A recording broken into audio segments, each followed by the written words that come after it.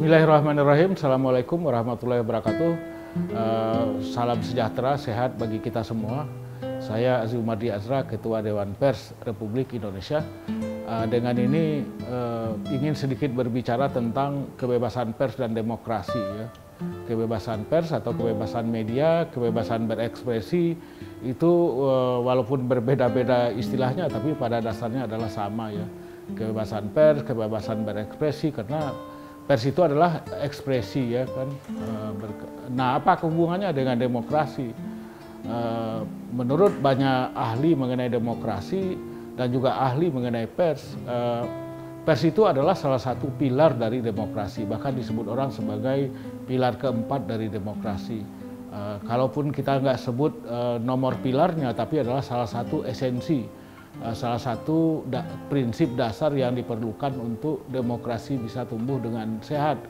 Jadi tidak mungkin demokrasi bisa tumbuh kecuali kalau kita memiliki pers yang bebas, pers yang merdeka, kebebasan pers yang terjamin ya, yang bisa setiap warga negara itu bisa mengekspresikan kebebasan berpendapat, kebebasan berekspresi melalui media. Nah, media itu, pers itu adalah salah satu alat, salah satu media, salah satu wahana untuk menjadi apa yang disebut sebagai check and balance ya. Check and balance menjadi kekuatan untuk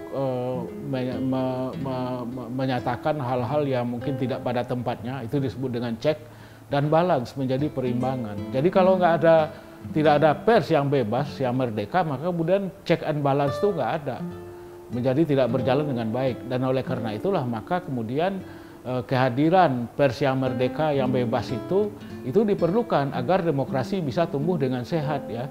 Nah, kalau misalnya ada pembatasan-pembatasan baik langsung ataupun tidak langsung terhadap kebebasan pers itu atau kebebasan berekspresi itu, maka kemudian demokrasi kita bisa mengalami kemunduran.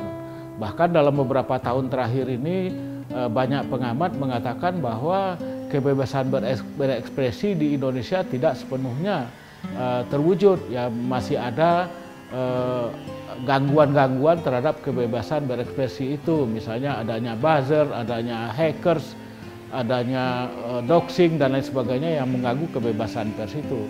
Nah, oleh karena itulah kita di Dewan Pers ini mari kita berjuang bersama-sama bersama konstituen yang ada di Dewan Pers, yaitu 11 konstituen yang merupakan organisasi para jurnalis, organisasi perusahaan pers, dan juga masyarakat sipil.